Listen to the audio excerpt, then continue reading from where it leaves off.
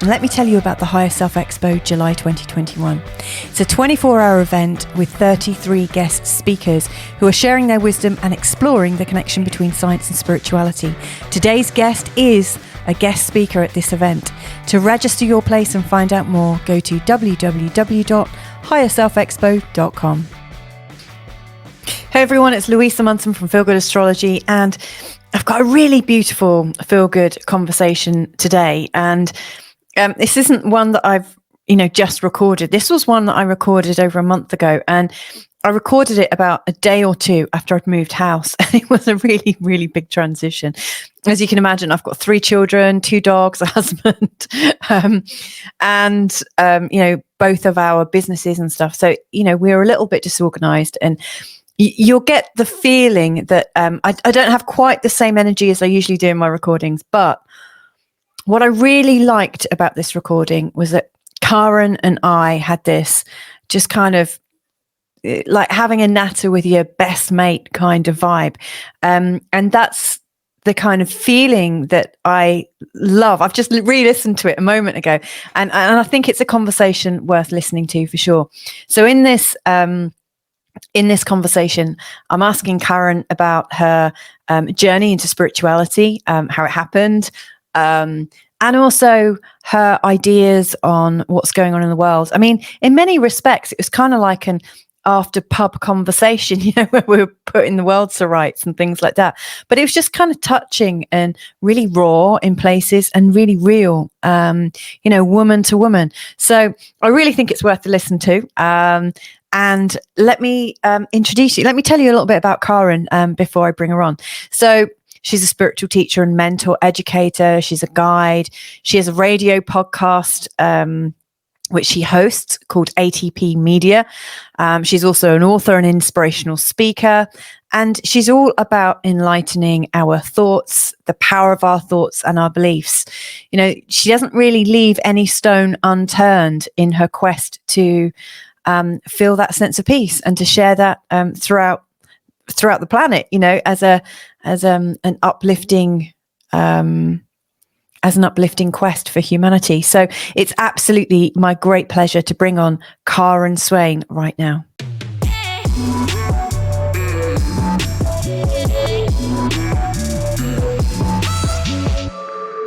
So it's my absolute delight and pleasure to bring on Karen today. So Karen, how are you? Welcome to the show.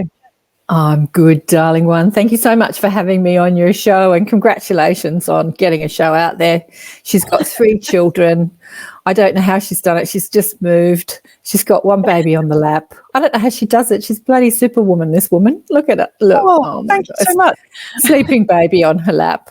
Superwoman. Yeah. Still in a... Let's hope he still sleeps. That would be nice if he carries on sleeping. But we all have our moments of being superwoman, don't we? And what I'm keen to explore today is your journey into superwomanhood, because I suspect you've always been one. I don't know about that. It gets easier. Look, it gets easier. The more you start to actually live what we all know to be true, life just becomes seamless. You don't sweat the small stuff so much. And I think with young children, it's not as easy to do that because there's like constant demands on your time so it's easy to get caught up with sweating the small stuff because you've got these human beings that are constantly demanding from you for everything, really. Yeah, like breast milk. Yeah. So your time is not your own. You're in commitment to 3 or 4 other human beings that are all calling on you for their needs, and then you're also doing this show. You're in commitment to the upliftment of humanity too. So you're sort of juggling a few roles, darling. Talking about juggling. No one wants to sit up. It's funny, isn't it, how we juggle? Juggling aside, the the way we got in contact was because we're both guest speakers at the Higher Self Expo, and you're also a host for your area. Now, I'm going to ask you a little bit about that later on, but what I'm really keen to explore with you today, Karen, because we don't really know each other very well. I'd like to know more about how you came to be the host of the Higher Self Expo, and I suspect to understand that story, we've got to kind of step back in time quite a bit and understand your your openness and your higher perspective and whatnot. Well, I just had a fabulous conversation on my show this morning, actually, with another British woman, but she's living here in Australia. She's been here about 12 years, and I asked her that same question, and she was saying that she was always aware and awake. And I can't say that I was always aware and awake, but like many people I've had on my show, I haven't had that bang spiritual awakening. I've had many experiences and encounters with amazing things. But for me, I was just one of those aware, like psychic kids that could feel energy, like tune into energy. And like everyone that you ever speak that's like this, you don't know that you're different to the rest of the human race. You just think it's normal. Like you just think the way you operate is normal. And then you realize that other people don't perceive the way you perceive, and you go, okay, something's going on. I'm actually not normal. So I, as a young girl, just perceived myself as not enough, not good enough, not like the rest of them. I was not academic. I was completely intuitive and creative and couldn't read or write to save my life, completely dyslexic. And so I spent a real good long time beating myself up for not being like everybody else.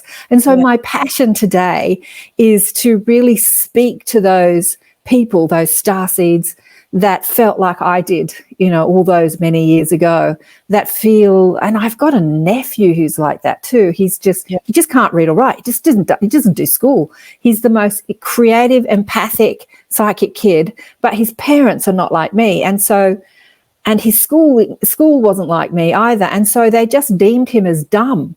And I've just seen him go through what I went through as a kid and just beat himself up. He stayed with me for a while, a couple of years back, and he just kept telling me that he's irresponsible and he's stupid and he can't read and he can't do this. And he just kept telling me about what he couldn't do. And I just kept telling him what he could do and who he was.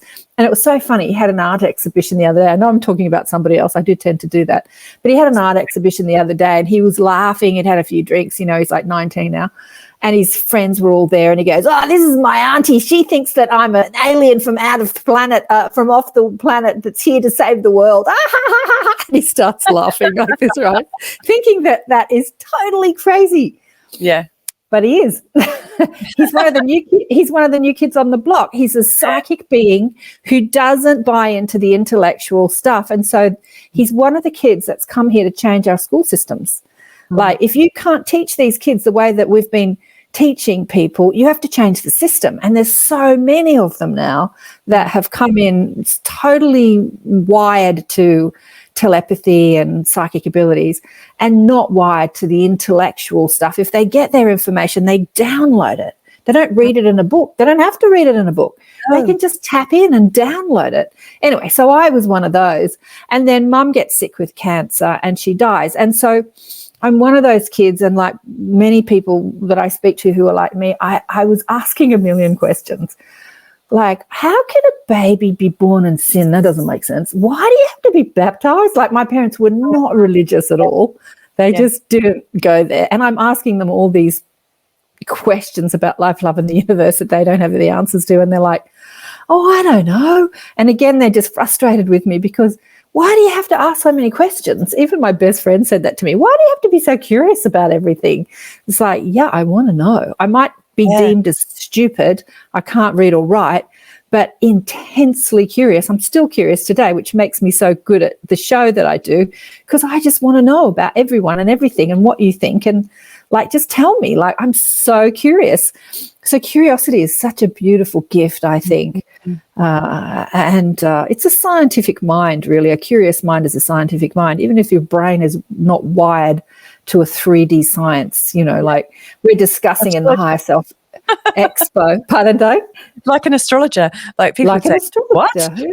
what? That's not scientific, although I'm hoping to change that. But, when I hear like your story, I want to look at your chart to find out when that happened, how that happened, have a good look at it. You know what, Louise? I went to an astrologer many years ago. I was probably about 17.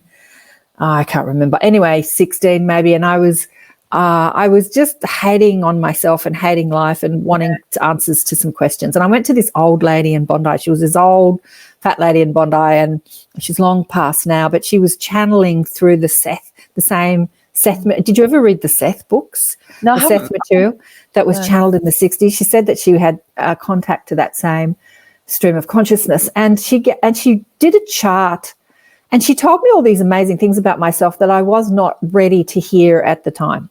She said, "You're an incredible inventor." Like, she was telling me stuff about myself that the 16-year-old me, who was completely down on herself and thought she was hopeless and useless, could not hear. And she was quite hard with me. And I remember running from her house. I left all the stuff there, and she rang me up. She said, "You left it all here." And I thought, I don't want it. I don't want to know about it. I just wasn't ready to hear what she had to say. Yeah. But later on, I did start studying astrology, and then I said, like I said to you the other day when we were chatting, it's so profoundly involved that I felt like I needed 3 lifetimes, or at least a dozen lifetimes, to actually even hope to really master it. And I wasn't going to do that in this lifetime. I had other things to do, so I had to let it go. So I just had to let it go. Yeah. Well, same with numerology. So where have you been putting your attention then? So like, you said you wanted to be doing other things. What other things were you looking at? Oh, look, I looked at everything. Psychic ability fascinated me, never thinking that I was psychic in any way, shape or form. But Mum dies when I'm about 16, and I dream about her constantly, and she's coming to me in dreams telling me she didn't die. And I said, "Well, if you haven't died, where the hell have you been?" And then I'd wake up in the morning not realizing that it was actually, she was actually trying to relay a message to me that I didn't understand from my very linear 3D mindset. And I sort of thought of them as nightmares, because I was so pissed off with her for being alive and not telling me. Because in the dream, I didn't know I was dreaming, because it felt so real. It was like an astral experience. I was with her in another world, like another sort of second Earth. And I didn't actually know in the dream that I was not in this Earth, in this reality. So when she'd tell me she didn't die, I'd be like, "Where the hell have you been? What do you mean you didn't die?" Sort of feeling like I'd been duped. And anyway, I didn't understand that. Look, it's so long ago. What happened? So, these perplexing things just had me constantly seeking answers to why did she die? Why did she get sick? Why do I feel so bad about myself? Who am I? What am I doing here? And I just read a lot of spiritual books, and it was some of the spiritual books, like the Seth books, opened me up to a remembrance of who I am and what I'm here to do. The Conversation with God books. I got into Deepak Chopra, and he started talking about the infinite field of all possibility, and his books, the spiritual laws of success. And this was all just returning my understanding of who I am as spirit, as soul, and not my stressful negative thoughts that was telling me that I'm not good enough, or I don't fit in, or all that sort of stuff. And I just geeked out on those for about a decade, I think. And then profound spiritual experiences started happening. In my early 20s, I started to do a naturopathy course, thinking I'd learn about healing. And I used to go and see lots of psychics. And I went to see someone who said to me that she was reading my Akashic record. I'm like, "You're what?" I'm sort of remembering, "What are you doing?" And then she said, "In a past life, you were very scientific. You were a doctor many times, and an astronomer in some lives, not an astrologer, but an astronomer." And she said, "In one of these lives, you're a man. I can see your wife coming home, and she's talking about astronomy, not astrology, but astronomy. And you're so scientific that you're screaming at her that not to bring that woo-woo stuff into your house. You're really angry with her thinking about astronomy, that it's not it's not a real science. Anyway, so I'm so fixed in this lifetime that she's seeing. And I remember listening to her talk about this, and I thought, God, she could be describing my father. That's exactly how he is, you know. And it made me think that I have chosen a father that was that sort of pinnacle of where I went wrong in a past life, to see how it feels on the other side, that critical, judgmental, closed mind that can't see outside the box. And it didn't feel good to have a father like that. So it's so interesting. So she said, in this life, you've died many times with a lot of questions, and you've come to answer the questions in this life, especially around healing, because as a doctor, you weren't open to anything that wasn't deemed the science of the day. And this is going back, hundreds of years. So the science of the day was pretty limited. I mean, the science of today is still very limited.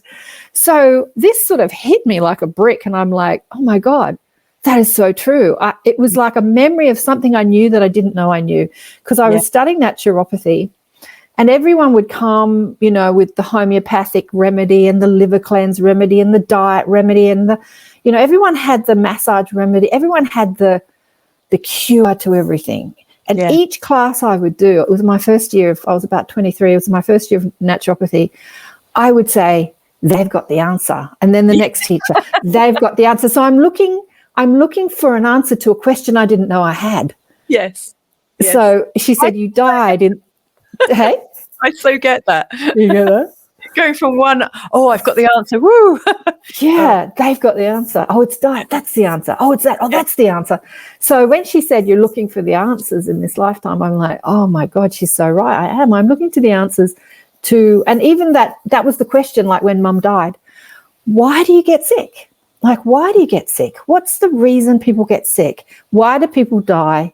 And where do you go when you die? And so these were the questions that I was fulfilling in my early days. Her coming to me in spirit and talking to me, and telling me she didn't die, was giving me some idea that you don't actually die. You don't die. We don't die.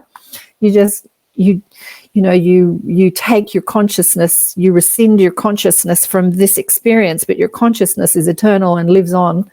You insert it into a 3D time-space reality and into an avatar we call our bodies, and play out these roles, and then you finish and you take back your consciousness. There is no death as we understand death, like there's an ending to something. So so in my 30s, I started doing all manner of healing courses, and all those healing abilities that I'd had in many other lifetimes just sort of came back online, and the whole psychic thing came back online. And in these courses, they were teaching us how to be psychic. And at the beginning of the course, I remember thinking, I can't do this, I can't do this, I can't do this. I had some identity that I was not psychic, because only special people are psychic, right? Only gifted people, only woo-woo people. And I didn't put myself in that box. And then when I really got the hang of it, I realized that what I was doing was what I'd always done. So I'm trying to learn something new, but I'm actually already doing it all the time. So this is how I teach people today, because we're all psychic and we are all doing it all the time. In fact, in the Seth books, Seth said that all of us are communicating telepathically all the time on a subconscious level. That we couldn't drive our cars, we couldn't drive on our roads if we were not. And I remember thinking about that as I was driving, thinking, you do know what someone like, you sort of weave in and out of the traffic, and when someone's going to do something, and you sort of stop at the lights and you look and they're looking at you, people, like there's just this constant telepathic communication going on between the whole population of the human race. That we're unaware of, because we're thinking about, other things. So if you can quieten your mind enough to tap in to that communication that's happening all the time, you just gain so much awareness of your place in life and in the universe, really. Wow. There is absolutely so much I want to pick up on that you just said with me. I don't know where to start. Normally I'd be writing notes, but I've got my hands occupied holding this really heavy sleeping baby on my boob. You mentioned that your mum was coming to you in your sleep.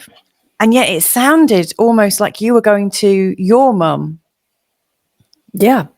Well, what I've since, come to remember, because I say that, I call my sessions reminders from home, because I don't think I can say or anyone can say anything to you that your soul doesn't already know. Yeah.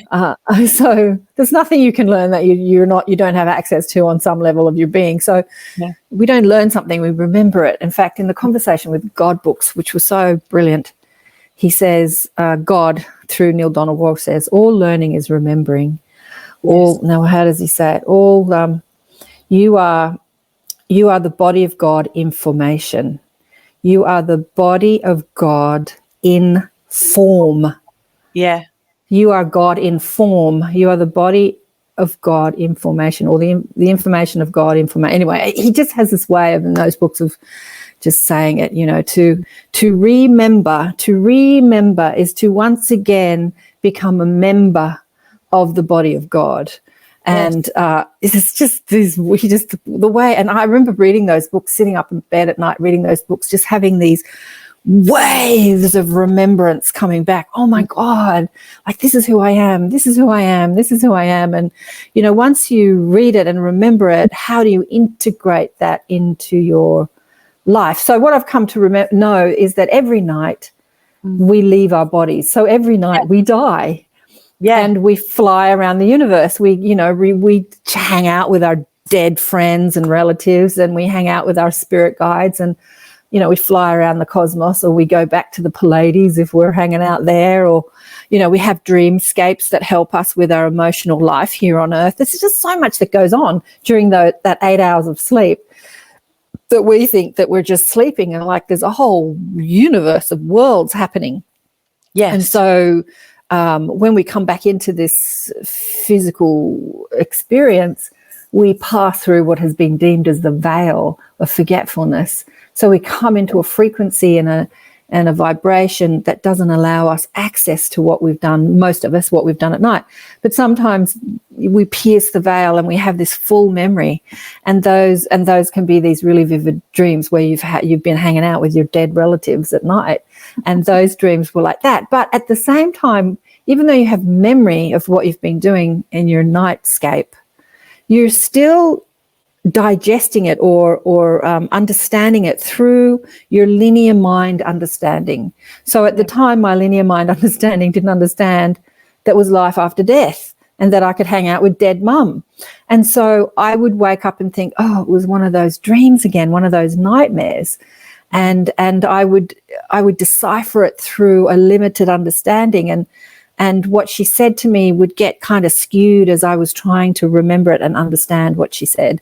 But in every dream she said, I'm not dead. In every dream she said that. I'm not dead, Karen. I didn't die. I didn't die. And then I'd be like, where the hell have you been if you're not dead? Yeah, I'm sure she told me where she had been, but I didn't remember that in the morning. So that put me on that quest to understand, what is this thing? What's going on? And I don't remember. I don't know who was the first person to talk about life after death. I suppose psychics. I was just fascinated with people that were mediums and could talk to the dead and all that sort of thing. Yeah.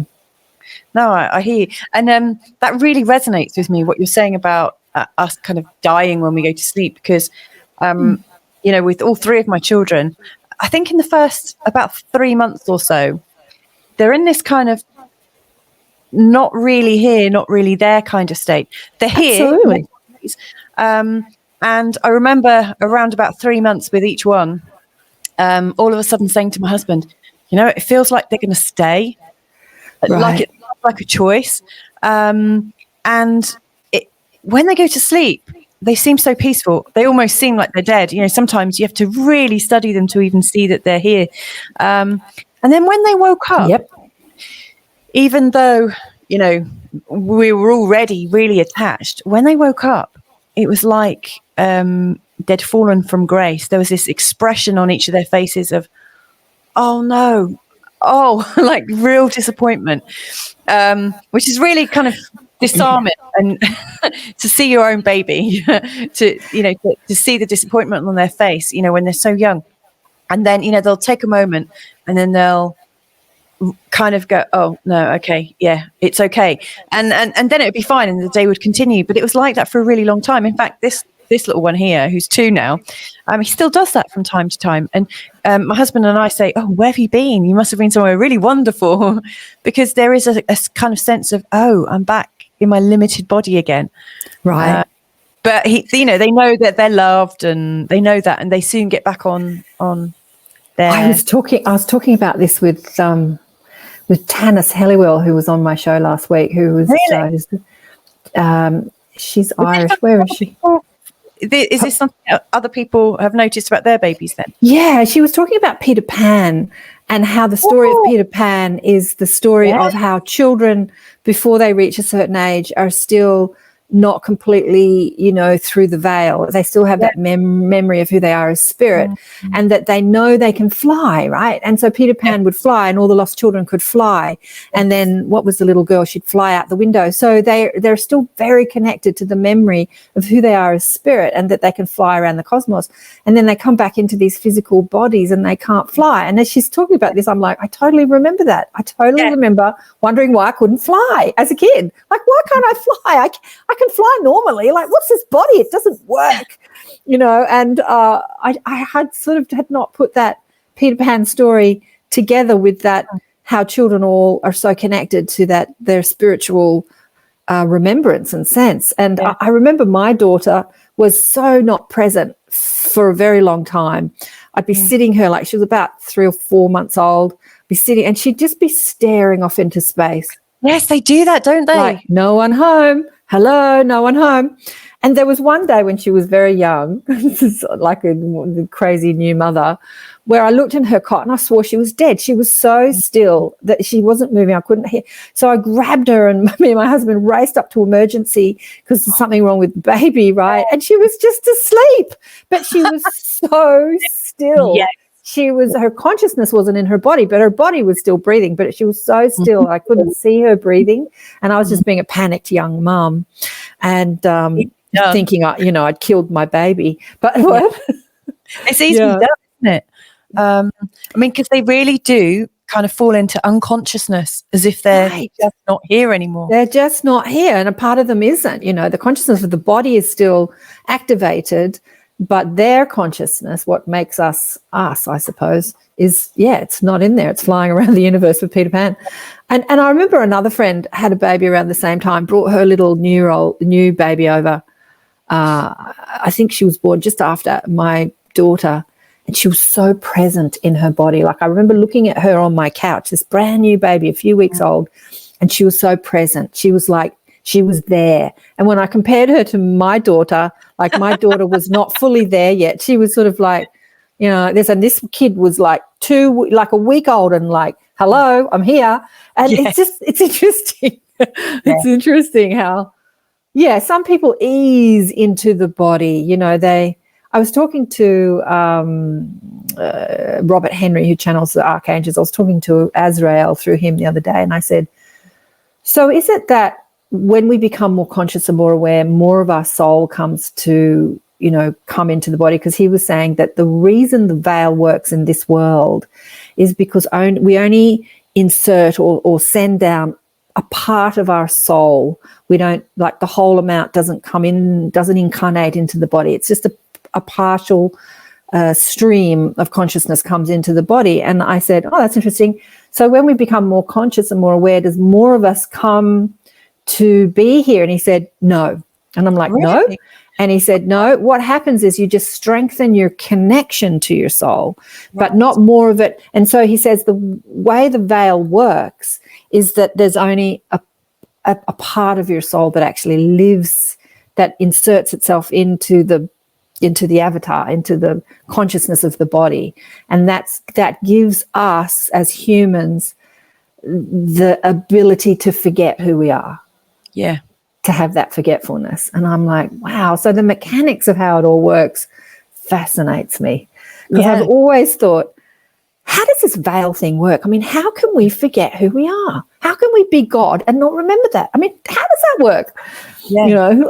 And so he was sort of explaining how that works. And I'm like, oh, okay, cool.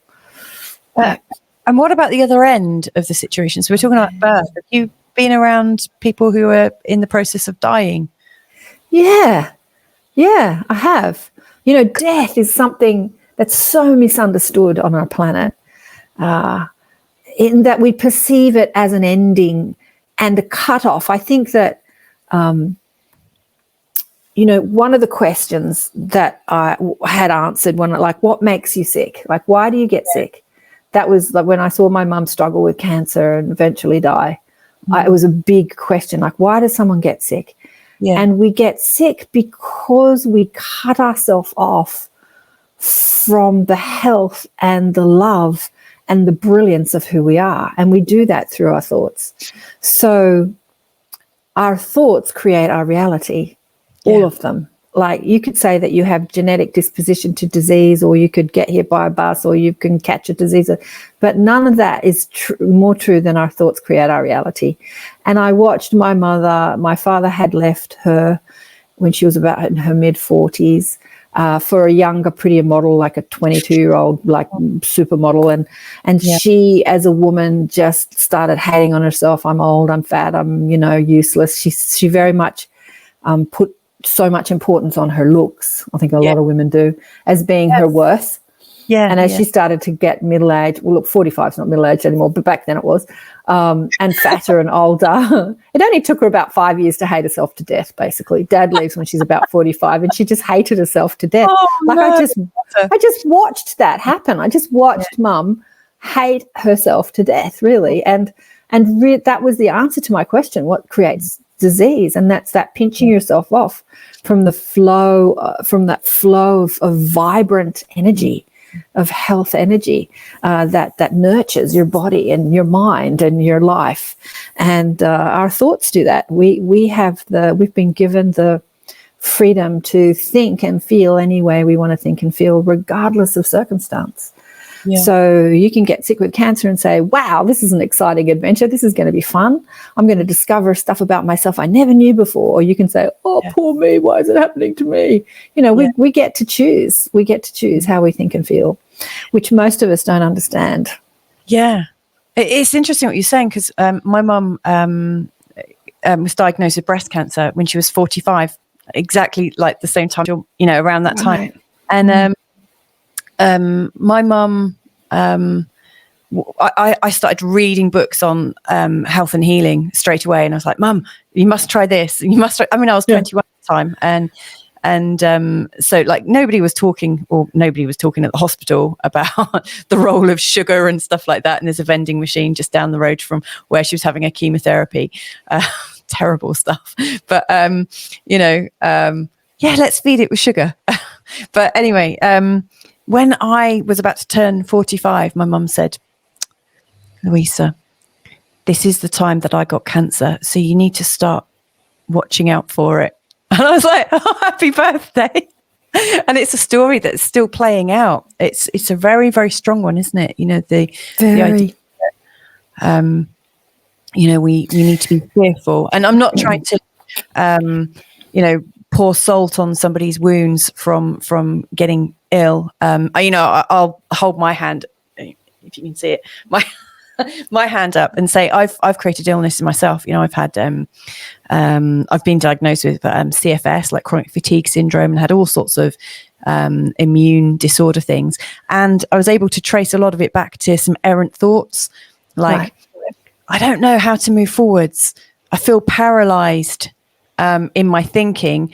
Which way do I go? And each of those thoughts was about moving forwards and moving into the future. And then boom, there it is. I can't get out of bed for 13 months. And it's like, oh, I'm a really powerful creator. Yeah, totally. Needless to say, that has powerful. But when it's like, whoa, okay, that's a lesson worth learning, isn't it? Yeah. As I started to read books and remember that we are the creators of our reality, so the Seth books really talk about that a lot, and then the Conversation with God books just reiterated that, and any spiritual book you'll read, and then The Secret comes out, and I'm already a proponent of law of attraction, and we create our reality, and everyone thinks I'm crazy, and then The Secret hits and explodes across the world, and I'm like, yes, people are going to not think I'm so crazy anymore. Yeah. Anyway, that was another another journey. Rhonda Byrne's just brought out a new book, and she's all over the internet again because she sort of disappeared out of sight, and now she's everywhere again. If you check her out, if you Google her on YouTube, you'll see her everywhere. She's got a new book out. She's done a few books. Secret's years old now, isn't it? I know, 2006 it came out. But what was I going to say? I can't remember what I was going to say. I was going to say something about it. Oh yeah, giving birth. So I was in the, giving birth, and some pain started happening, and I started abusing everybody and screaming for the drugs. And then the anaesthetist, it's the middle of the night by this stage, and the anaesthetist turns up, like hours later, and I'm abusing everybody, and he's trying to put the drugs in, and he's taking his good time, because I don't know if you know that, it's a small window of where you can actually pop those drugs into your spine, and if you miss, you can paralyze someone. So it's a pretty intricate sort of thing that needs to be done. And unfortunately, I'd studied naturopathy and anatomy and physiology, and I knew I would have liked to have not known that at the time, because I knew how precise putting that epidural into the spine is. But anyway, I felt this pinprick, and I thought he'd done it, and I said, oh my God, thank you so much. Thank you so much. After hours of screaming in pain and abusing everybody, I had this instant relief, and there was no pain. And I'm just blessing this anaesthetist, saying, thank you so much, thank you so much. And he said, shut up, stop moving, I haven't put the needle in yet. Wow, that's so powerful. And I'm like, yeah, you have. I felt the pain of the prick of the needle, and I'm not experiencing pain. So anyway, I gave birth really quickly after that, because interestingly enough, before I felt the relief of the pain, I was stressed. I'm like, right, I'm holding on, and the baby's not coming out. So as soon as I release, the baby shoots out like a rocket, right? She's just like shoots out. And I'm like, I've experienced no pain, and the doctors have said it'll take at least 20 minutes to kick in before you experience no pain. And I'm experiencing no pain, including during the birth. So afterwards, I'm having a chat to my guides. I'm having a shower, because she's born preemie, so they've whisked her down to, the intensive care. And I said, what the hell was that about? Like, what was that all about? And they said, Karen, we told you your thoughts create your reality. And I said, so you mean to say that because I believed I had the drug, I experienced the effect of the drug, and I didn't like the placebo effect, right? And I had not actually had the drug. And they said, we told you your thoughts create your reality. But that was such an amazing lesson in this visceral, physical experience of how my thoughts are creating my experience. Yes. So the stressful thoughts of the pain were stopping the birthing and creating more pain. And then the release and the relax and the gratitude, just like everything that I wanted to happen, which was to give birth, happened. And so this is how we are with life. Like, oh, stress, I can't get what I want. And then if you relax and you're grateful for what you've got, everything you want starts starts happening. Literally falls out of you. Right.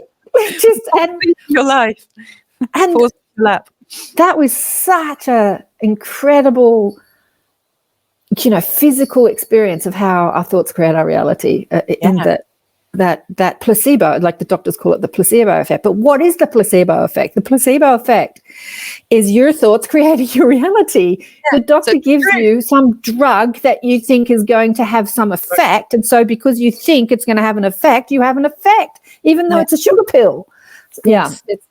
So we are powerful beings if we only realize our power, which is really what I feel like many of us are here to remind humanity of, is their power, the power of your mind, the power of your thoughts. The galactics are giving us this message. The spirit guides are giving us this message. The gurus are giving us this message. It's a message that I was telling my little tribe on Monday. Think about the current situation in the world. So the narrative is that there is a disease out there that is so deadly it's going to kill us, and we all have to protect ourselves from it. So there is some force outside of ourselves that we have no control over that's going to get us. So that is not in alignment with you are the creator of your own reality, right?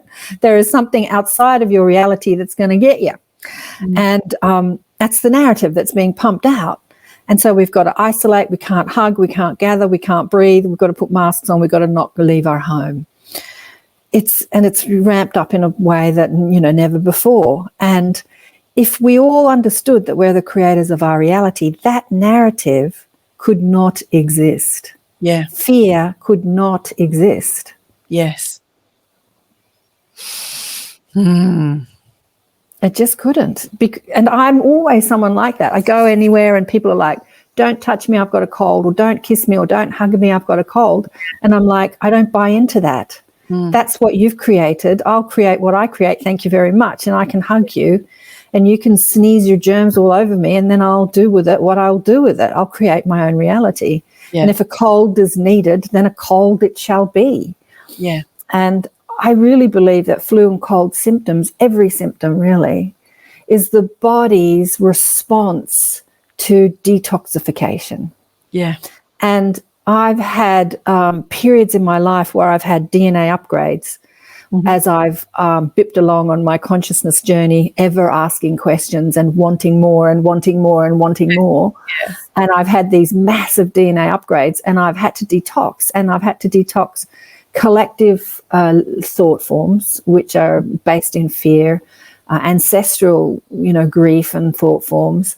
I've had to detox energy in the form of thoughts as well as toxins that we just ingest from living this life, pollutants and in the air and pesticides in our food and all of it. And I've just had the kind of worst flu to the point where I remember just begging my husband to kill me because I felt so bad. Really? And my guides were just saying, just be still, be over soon. But my body is just detoxing. So the skin is the biggest organ in the body for detoxification. That's why we sweat and we smell. We detox through our skin. The lungs is the next organ, and the kidneys the next. Your bowels are actually not the most effective detoxing organ. It's your skin, lungs, kidneys, and then your bowels. And so think about a flu. You're sneezing, you're coughing up, you usually sweat and smell. So you're detoxing through your skin, you're detoxing your lungs. So you're coughing and sneezing and coughing up phlegm and sometimes vomiting. And sometimes you've got diarrhea as well, and your urine's really smelly. And so it is just a response to toxin, either physical or emotional toxin. And it's such a beautiful response. It's the body healing itself.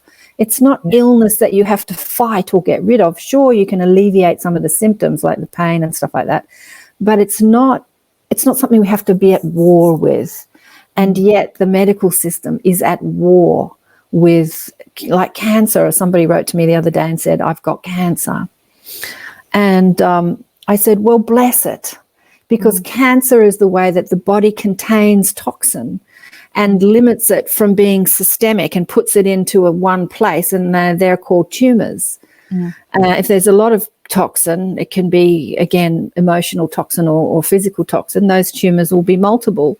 But bless the body for doing its job, because that's what the body is doing for you. It's not something you need to fight and irradiate and poison your system to try and poison the cancer.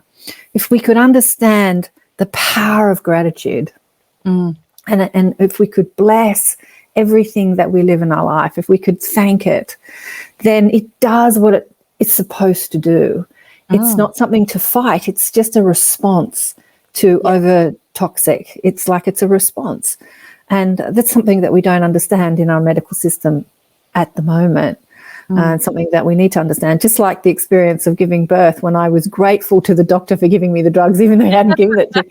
I started birthing without pain. So before he even gave me the drugs. Yes. Yeah, so if we could bless. Of course, there's no bigger gratitude than someone relieving your pain during, the moment of labour. So that been a whole ton, truckload of gratitude you must have laid on him. Truckload of gratitude. Absolutely. A truckload. If only we could all have a truckload of gratitude. If we did, then we wouldn't have the current circumstance. And And the rollout of this narrative could not be possible if we all lived with a truckload of gratitude. It just wouldn't be possible. Yeah. But instead, we're in a world where the narrative is based in fear, and we're getting pumped out fear-based messages on a constant level, and we're tuning into them, being scared of something. And so we're sort of marinating in fear. And I really feel like the light workers and the light weavers of this world are here to transform and transmute fear to love, like fear to gratitude. Yeah, love is a form of gratitude. Is a form of love. Is love. Gratitude is love. Think about it. Definitely. Yeah. Yeah. So I feel like I've got to know a little bit more about you, which is great. Like when you're thinking, right, I'd really like to get to know Karen, because she seems like she's really cool and really interesting. I'm sure she's got loads of great stories. I was thinking, you think about stories in a chronological order, and actually what's happened is we've just explored through one interesting thing to another, and I love that. Would you say it's your life mission then to be somebody who raises the vibration of humanity, or like what do you consider your mission here to be? Well, absolutely that. But I am someone who has been dedicated. You know what it's like putting on a show. I've been dedicated to this show for coming up to 12 years. It's not a paid gig. Tell us about your show. And I basically went on radio to try and teach people about deliberate creation and law of attraction, because I was watching that show Frasier, which I think is hysterical. Oh, yeah, and he's a radio host that's doing psychiatry on the radio. Mm-hmm. And I thought, wouldn't it be great if there was someone on radio who would take calls and they would talk to you about your powers of creation and law of attraction and deliberate creation. But it would be great if there was someone on radio like that was actually saying something that was really useful to humanity. And so I started the show with that in mind. But I worked at a radio station that didn't have a 7-second delay, so I couldn't take callers from the public. I could take callers that were set up interviews, but we couldn't take random callers in case they said something defamatory, and it could take down the whole radio station. See, most professional radio stations have a 7-second delay. So if somebody says F you, or I hate this person, or something defamatory, you can just press the stop button before it goes to air, right? So I started. Pardon? Hit a jingle as well, can't you? Yeah, you can hit a jingle, exactly, an ad or something. But so I started interviewing people as a way to teach, really, as a way to teach through people's story. I just felt like when we listen to people's stories, we learn about ourselves and what's possible. Yeah. And then I started realizing that I had been doing that before. I was running a thing called the Academy of Light, where I was promoting speakers every Monday night, putting on a meditation. And I was trying to get away from that and try to be like, okay, I'm the teacher now. I'm the teacher. And here I was on radio promoting other, like sort of showcasing and supporting other teachers and light workers, New World teachers. And I thought, I actually can't seem to get away from this. Every time I think it's all about me and what I've got to say and what I've got to teach people, and I've got a lot to say and a lot to teach people, I seem to be always, like you, Louisa, like putting other people forward. And I started to ask about that, like, why am I doing that? Why does that keep happening? And they said, well, my guide said to me, you actually sit on the council, the Federation of Light, that oversees the light weavers that have come to this world to be a part of the next evolutionary step. And your role in showcasing the New World teachers is about you nurturing and making sure that happens. So I kind of like I'm an overseer. And I just thought, oh my God, that's exactly who I am. It's just like, you have ever expanding remembrance of who you are and why you're here. And every time I think about like putting on courses, me teaching, I get so swept up in other things where I'm promoting other people. Like I'm, doing the Higher Self Expo and again, I'm not a paid gig, but it's a part of the mandate of who I am. And so I cannot not do it. It's just like you feel driven to do something, even though it makes no logical sense. It doesn't pay you. It takes up all your time. It's like you're driven to do something. Yeah. And that's your soul calling you, because your soul doesn't care if you make money or not. Your soul says you're loved, you're supported, just relax, have a truckload of gratitude, and it'll all sort itself out. And just do what you want to do. And that's how I live my life these days. But I find myself thinking, I really should do more courses and do some more teaching, and I don't. I get swept up in sort of putting on expos and shows and stuff like that. But so it's coming on your show, Louisa, is kind of a nice way to balance that out, because I'm always sort of doing what you're doing now. Yeah. It's really funny because I just love what you just shared there, because in my reality, I always think I'm an elder in training. I feel young. I'll be 47 this year, so I'm coming towards the end of my 40s. But eldership is looming. I feel like I want to be one of these old women, a bit like the one from Titanic with like really long grey hair, like not ever give up having long hair. And I feel like I want to have children at my feet, I'm reading stories to them, or just watching them and appreciating them. And I'd really love to be giving something back to the community from all the things that I'm learning. And like you, I'm absolutely really, really curious. And the best way to do that is to have conversations with people like you saying and sharing your lovely chat that you had with your friend. Is it Tanis? Tanis, yeah, Tanis. She's Irish originally, but she lives in Canada now, yeah. Wow. But I mean, that kind of corroborated or supported or helped me with something that I'd been thinking about myself and my own experience with children waking up. And you don't do that. You don't get that kind of learning unless you're in those conversations.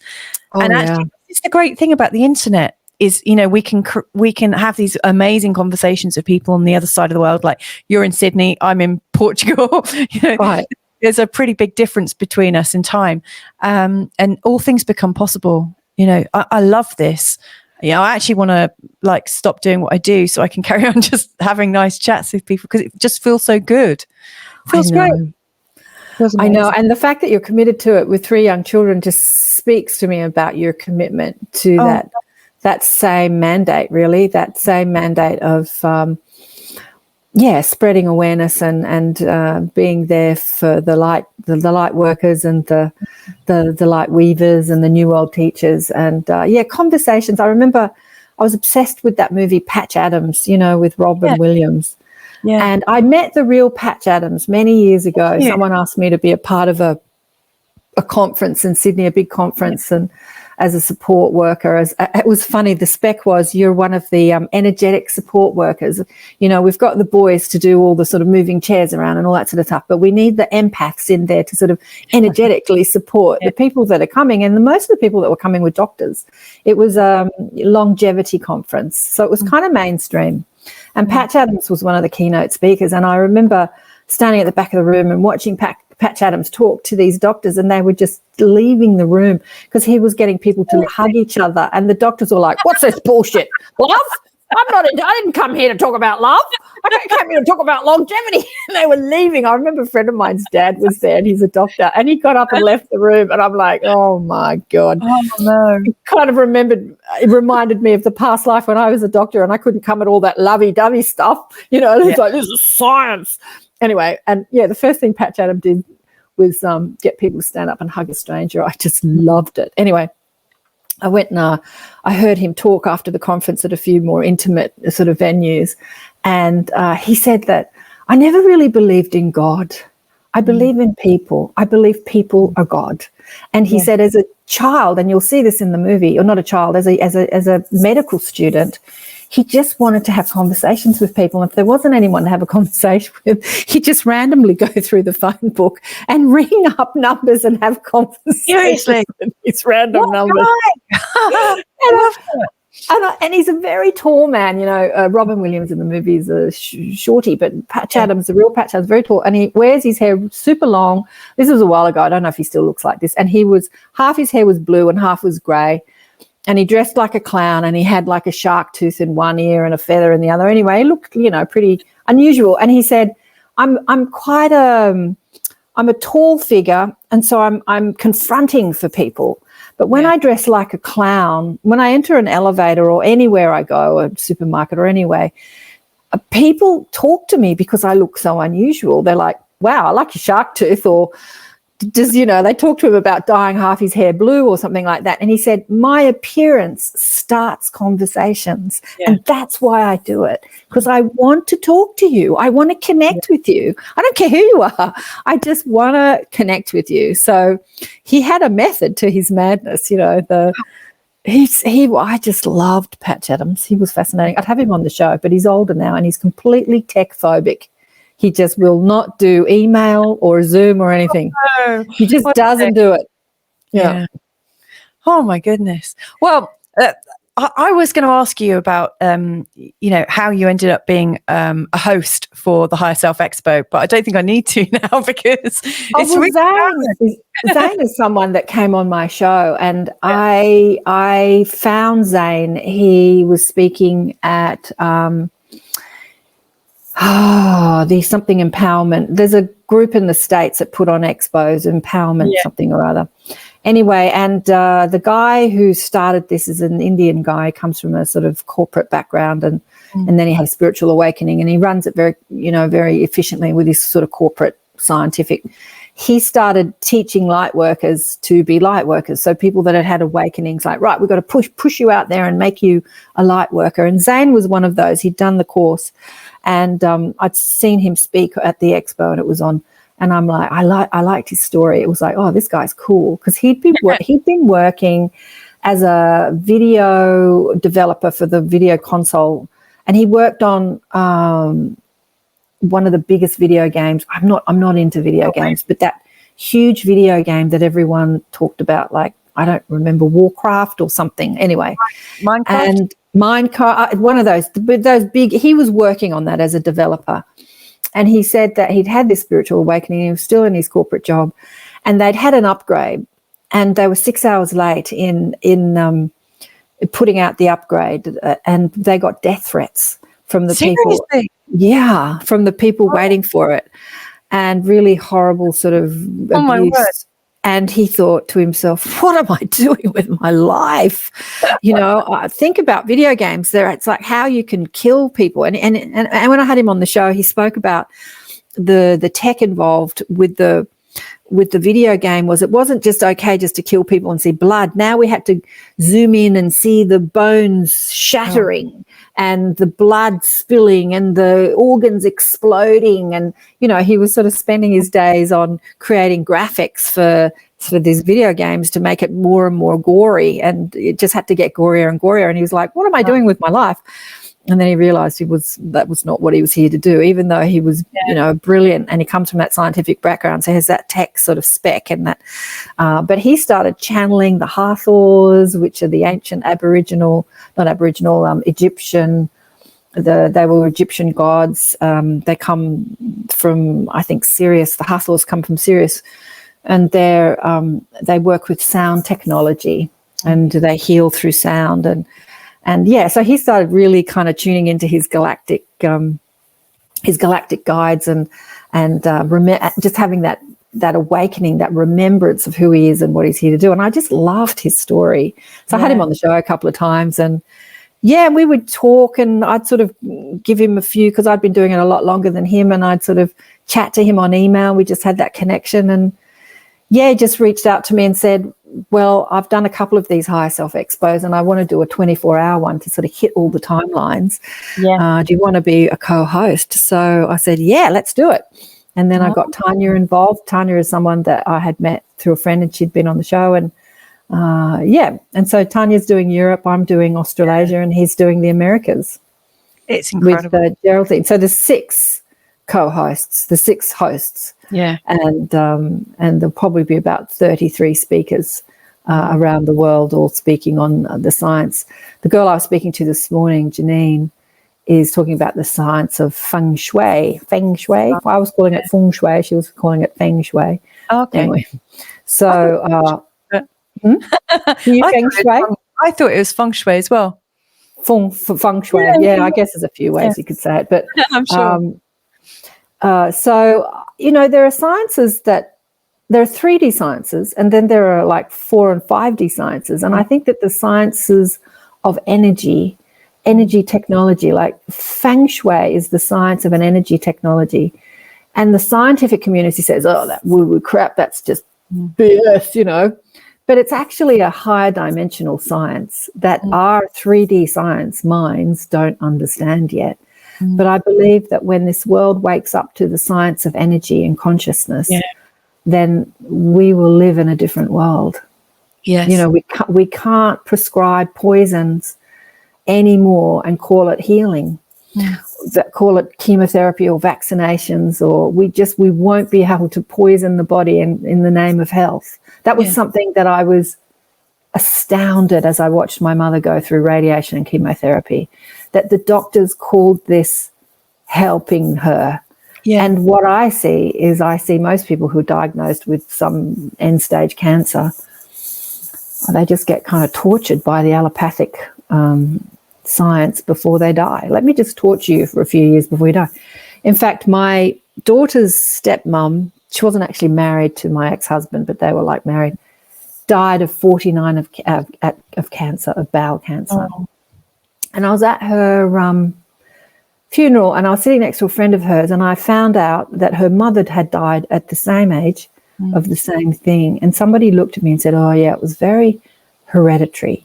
You know, she had no hope of living because her mother died of the same thing, so therefore she was going to die. And I thought, well, that's bullshit. I was about 50 at the time, and I wrote this article called I'm Fat, 50 and I Should Be Dead, because if that was the truth, then being fat and 50, not just, you know, I'm super healthy and 50, but I'm not super healthy. Like, I eat the wrong things. I don't exercise as much. Like, I don't do what I'm supposed to do to stay healthy. Not at the moment. And so if this were true, if this hereditary thing were true, then I should be dead. And I, you know, I'm realizing that one thing, she was a beautiful woman, both physically and emotionally, but she just hated her life. Her mantra used to be in the morning, God, I hate my life. And Annika used to come home from her dad's place and say, you know, she's so depressed all the time. Doesn't mean that she wasn't a loving, caring, beautiful woman. She was, but she was not happy with her life. And just like my mum was a loving, beautiful, happy, funny woman who was just bloody miserable most of the time. She just hated herself to death. And I saw this beautiful woman do the same thing. Just do the same thing, just sort of hate herself to death. But she did go through the chemotherapy and the radiation, and I spoke to her about it. She never wanted to. She really, really didn't want to, but everyone in her life, including my ex-husband, just pleaded for her to do it, because they said, if you don't do it, you're going to die. And she did do it, and she still died. But she reached the point of being so sick from the treatment that death was welcomed. Like, absolutely welcomed. She was like, I am going to die, and there's just, you know, I'm happy about that, because the whole treatment, you know, was just so torturous, that being sick and her hair falling out and having her head down the toilet all the time. And I remember my mum through chemo and radiotherapy, and my mum didn't want to have it. She was adamant, oh, look at that lovely pussycat. Got your baby, I got mine. Hello. No, he doesn't want to say hello yet. Just tell me about your mum. She did it under sufferance to keep my dad happy, because he was so upset at the thought of losing his wife. He said he begged my mum, and I think, you know, she really went against her moral compass to have it. And she wanted to do a natural approach, and that's where I was researching. And my mum had a mastectomy, and she was part of this group of women who all had mastectomies. They called themselves the One-Off Club. And love it. And I remember, you know, I stayed with them for a little while, and then I kind of carried on with my life. I was in my early 20s, and I remember every time I phoned my mum, I'd say, oh, how's it going? You know, how are the girls? And she said, oh, you know, someone else has died. And within 4 years, everyone in her One-Off Club had passed away. Wow. And the only difference that my mum was doing is she'd been seeing a kinesiologist and taking supplements, and she wasn't really watching her diet that much, but she was actually feeding her immune system and doing something to repair some of the damage. I remember, like, my mum still smells different. This is 25, maybe 30 years on since, 25 years or since she had her chemotherapy. She still smells different. It changed her. I just remember she said, if I get cancer again, I'm not going to have chemotherapy. I refuse. I will just, do what I do. Mm-hmm. It was really harrowing for her. Yeah. It's a torturous treatment. It's been over 40 years since I watched my mum tortured with the treatment. And I sort of set out a prayer that one day we'll evolve in consciousness enough to stop torturing people just because their body is, it has symptoms of detoxification, they're trying to detoxify. Anyway, and 40 years on, that that hasn't changed. Yeah. But I'm hoping, I'm praying, I'm seeing it change, at least in my lifetime. Yeah. It's got to change. We just got to stop torturing people with. Yeah. Sorry, go on. Obviously, I'm not a doctor. I'm going to say that. I'm definitely not a doctor, and I've done no medical studies. But there seems to be something kind of fundamentally not quite right about putting something. I understand the premise of why it's done, but it just doesn't feel. It doesn't match what's going on inside me. Like my vibration, it feels off. There's something. As I was searching for the answers to healing, I did 5 years full-time study as a naturopath. Left, had a baby and opened a furniture and homeware shop because although I had learned a lot, I didn't see anything that was going to that didn't answer my questions. And so I kept looking. My questions, actually. I was going to ask you, what was your question? And did you ever get it answered? Yeah, absolutely. Like, why do you get sick? And why where do you go when you die? Like when mum's like, I'm seeing her sick. I'm like, why do people get sick? And then she's dead. And I'm like, so where do you go when you die? And if you go somewhere where you die, like you were there before we were here. So what's that place? So they were the questions amongst a million others, but they were the main questions. So I met people like Ian Gawler, who's in Melbourne in Australia, who had his leg amputated from the knee down. He had cancer and oh my God, what's her name? God, I know it'll come to me. And other people, other healers that had healed themselves of cancer. I know 5 people who've reversed stage 3 or 4 cancer. Right. When the doctors had given up on them, they'd chopped their legs off, they'd tortured them with drugs and said, sorry, you're going to die. And they did it through meditation. So really? Petria King went, she was diagnosed with cancer, and she's sort of like Louise Hay did the same thing. She went traveling and she was meditating in Mary Magdalene's cave in France or something. Anyway, she's got a long story. I talked to her about it years ago on the show. And I realized that the answer is simply to meditate. You get sick, you meditate. It's like that simple. You don't do anything. In fact, you do the opposite of what we're told to do. You stop doing because you just return to love. You just return to source. You just return to who you are. So most of what we're doing from a place of fear. Yeah. Anita Moorjani's story, she had cancer and went into a coma and died, and went and spoke to her spirit guides and her dead father. And she had got cancer because everything she did in her life, she did trying not to get cancer.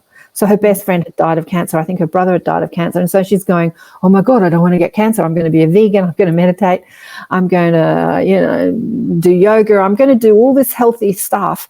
But it was coming from not because I love to do it, but because I don't want to get sick. So the consciousness was fear-driven. And then, of course, she got sick and died of cancer. And then her spirit guide said, go back and love your life. Doesn't really matter what you do. Just love your life, love yourself and love your life, and be joyous.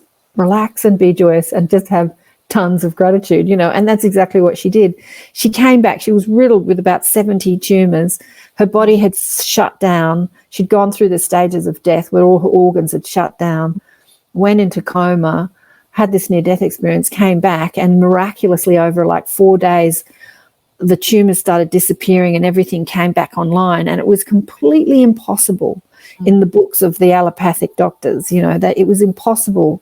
And when she was discharged from hospital, they kind of told her not to tell anyone because she had displayed this miracle that was not possible.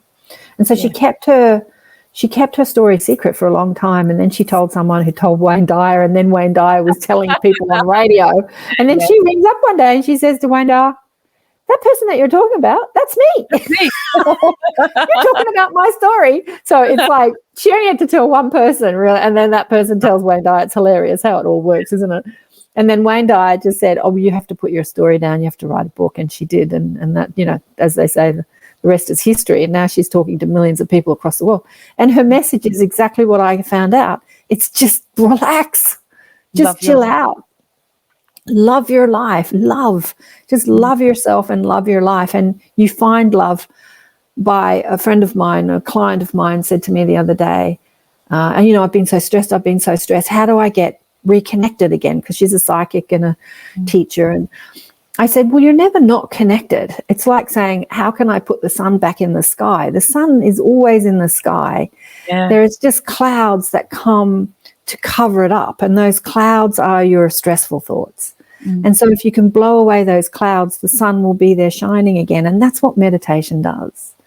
So you just blow away those stressful thoughts, and then the sun shines again, and that sun is the giver of all life, and it just nurtures your physical form. And so I realized at a very young age, after doing 5 years full-time study of naturopathy, that if I did get cancer, I'd just go meditate. I'd be that. Yeah. And if I die, I die. And if I don't, I don't. If I heal, I heal. But death was not something I was ever scared of, because I'm talking to dead people all the time and they're telling me how great it is to be dead. Yeah.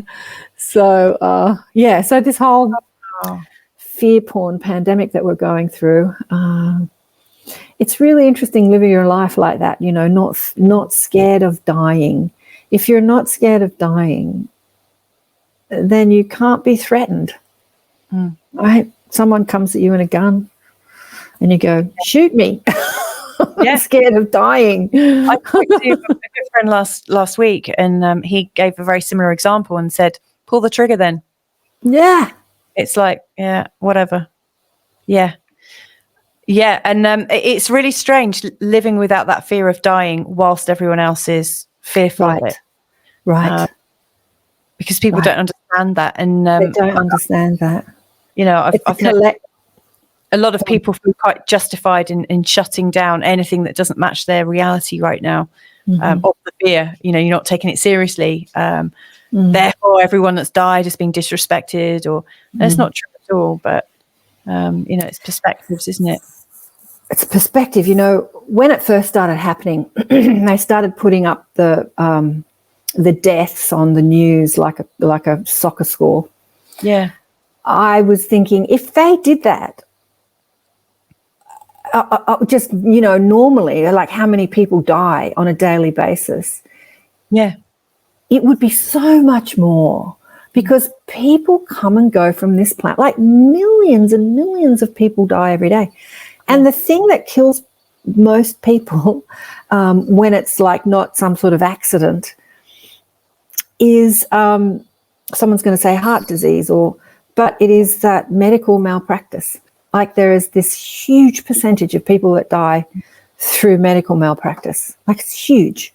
I think car accidents might be the most and heart disease might be the next or something. I don't know what the statistics are, but when you look at the statistics, but who's looking? Like who's looking at how many people die a day? We don't look. And then they put it on the news like a soccer scoreboard and say that it's COVID doing it, and people laugh and say nobody gets the flu anymore because it's all COVID. But there are just a lot of people that are born and a lot of people die on a daily basis. Yeah. And people leave this world in just unlimited amounts of ways do they leave this world. But medical malpractice is one of the top ones. Is that called iatrogenic death? I don't know. What does that mean? Don't know that word. Iatrogenic, good word. That's like Carl talks about that as well. Like, sorry, my husband, he's always fascinated by, the idea of medicine and how we need it, what our relationship to it should be. And I know he's looked into the amount of, I'm sure he says iatrogenic, but maybe not. Forgive me, I'm not a doctor. Anyone that's watching, just forgive me. Yeah, it's fascinating. I'd love to talk more about this. And I feel like this one on my lap is getting a bit restless. And so I want to draw this to a close. But I haven't actually talked about what you're speaking about at the conference, because the Higher Self Expo, it's taking place on the 17th and 18th of July, 2021. Like you said earlier, it's a 24-hour event with around 33 guest speakers. What is it you're going to be talking about? I don't know. I suppose I'll speak about what I've spoken about now. I really, I really just turn up and let, once I realized I had this whole mob, I call them the mob. I gave them a prettier name, my spiritual team. I've got this whole team of streams of consciousness that speak to me and through me. Call it channeling, don't call it channeling, I don't care. I just rely on them to inspire my mind, and so I just show up and just let them inspire me. And so when I thought about what I talk about, I didn't think I had the right to sort of speak on science because I didn't think I was very scientific. But then I realized I actually studied medicine. So that's a science, although I dismissed it as a quackery because I just thought this isn't useful. But I guess that's a science. I don't know. I'll just talk about, the science of consciousness. I don't really know what I'm going to talk about, but it's going to be fascinating, whatever I talk about. But so the science of what really excites me is the new science, like quantum physics is just starting to really tap into the science of consciousness, the observer effect, right? The observer effect says that when you put your observation on something, it changes. So they've done experiments that talk about that. And that's law of attraction. That's like as we think about something and place our focus and an observation on it, we create it. So just like thinking that I had the drugs, so it's a thought, and then going into gratitude, I've had a different effect than the thoughts that were like, oh, I'm in pain and stressed and sort of all shut down. Yeah. That's the observer effect in action. So quantum physics is starting to explain consciousness. So I guess I'll talk about something like that. Awesome. I don't know. What are you going to talk about? You're going to talk about the science of astrology, right? Yeah. I'm going to explore probably, you were mentioning astronomy earlier. There was a time when astrology and astronomy were one, and before they got split off. And so I'm going to be talking about, what perceivable scientific evidence we can have for astrology. And I think from my perspective, we can really see that it's correlatory information, and there's so many correlations. So I'm going to delve into some of the research that's being done and share that. And really looking forward to it, actually. And you're going to come on my show. I was just looking at my calendar. It's not for about 5 weeks, in about 5 weeks, because I've been lining up all the speakers like you have to come and speak on my show until we do the expo. Yeah, and then after that, I've got a whole lot of galactic speakers that are going to talk about galactic stuff, which I'm about that as well. You should go and tend to that little gorgeous one. Yeah, I do need to. If you had one, like if people wanted to connect with you, they like, the way you've been expressing yourself, and they want to be interviewed or want to work with you, what's their best way to contact you? How do you want them to? Through the website, karenswain.com. There's a contact page there. And I teach every week online, every Monday morning here in Australia, which is a Sunday afternoon in the States. And I've got a couple of European people, but it's very late. It's usually about 10 p.m. on a Sunday night. But because our clocks have changed, it's now midnight. But they show up. I've got one in Denmark, one in Germany. I used to have one in Norway and one in Scandinavia, Switzerland, not Switzerland. What's the other one? Sweden. But anyway, we've got Germany and Denmark online at the moment, and it's like midnight for them, but they still show up. So Sunday nights, their time. So I teach and then I invite once or twice a month, I'll invite someone from the show to come and meet my little tribe, and we get to quiz them. And but yeah, I'm teaching every week online, and then private sessions. I do private sessions, still do private sessions, and the show. But, you know, like Zane, he's very organized. He has these courses that he does where you sort of, we're going to learn about this, and it's going to be a structured course. And I often look at people like Zane and say, oh, I should do that. I should totally do that. And I don't. I get caught up with other things like booking speakers and stuff like that. Yeah. So, yeah, but every week I'm online, and it's super cheap. It works out like less than $10 a week to join. It's like super cheap. Yeah. So it's like 39 Australian dollars a month, which is a lot less in euros and a lot less in American dollars. So it works out less than $10 Australian a week. Yeah. Sounds like very good value for money. Yeah, good value for money. Right. Well, a lot of fun. Thank you so much for spending this time with me. It's been a great way to start my day. I have to say, getting up at 5 a.m. to be able to meet you at 6, you know, you have to be a really excellent talker for me to get out of bed for that. I'm really pleased I made the effort. It's been great. Oh, no. So have a beautiful day, and thanks for getting up so early to speak with me. Thank you for fitting me in as well, because I know you're so busy, you know, with all the things you're doing. Well, I managed to edit the show that I did this morning. I thought, will I get all that done? But I did it. It was fascinating talking to Janine. Janine was a friend of a friend, another English guy that lives there. All pommies today. I've had the pommie connection today. So he's a client, David. He's the co-host of the Higher Self Expo. He introduced he's great, isn't he? Janine, yeah. You've had him on your show, right? Yep. So Janine was a friend of Dave, and I didn't really know anything about her until I had her on the show, and I learnt so much about her, and she's fascinating. She's so fascinating. So I'm like, wow, like you, I just love learning about people and their stories. And she's the feng shui lady, who's also one of the speakers at the Higher Self. All right, gorgeous one. Mwah, big love to you. Lots of love back to you. Yes, that was wonderful. Let's do this again. Let's do it again. Bye for now. And if you've been listening, you've enjoyed it, make sure you connect with Karen and myself, because I'm sure there's going to be lots of goodies coming from us to you. But yeah, thanks so much for listening in. Bye from Sydney and Portugal. Oh my goodness. I hope you enjoyed that as much as I do, and did. So like I said right at the start, I just re-listened to this whole interview a whole month later, having settled in my house, and I'm feeling really, really great. And yet the message contained within this interview really still stands. You know, I really still think this was a connection between two women who have an absolute powerful motivation to help be somebody that helps to enlighten or raise the consciousness of humanity. And for that, I'm truly grateful that I get to meet and connect with such wonderful people. Don't forget, if you wanted to connect to either of us, you can do. Just go to our websites. You can go to karenswain.com, and you can go to feelgoodastrology.com to find me. Yeah, so thanks very much for watching. Please do feel free to share and comment.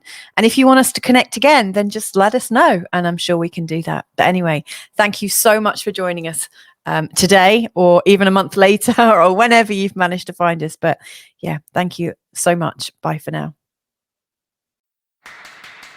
If you've enjoyed this conversation, then why not support today's guest at the Higher Self Expo in July 2021. The Higher Self Expo is a worldwide 24-hour event with 33 guest speakers who are all sharing their wisdom and exploring the connection between science and spirituality. To register your place and find out more, go to www.higherselfexpo.com.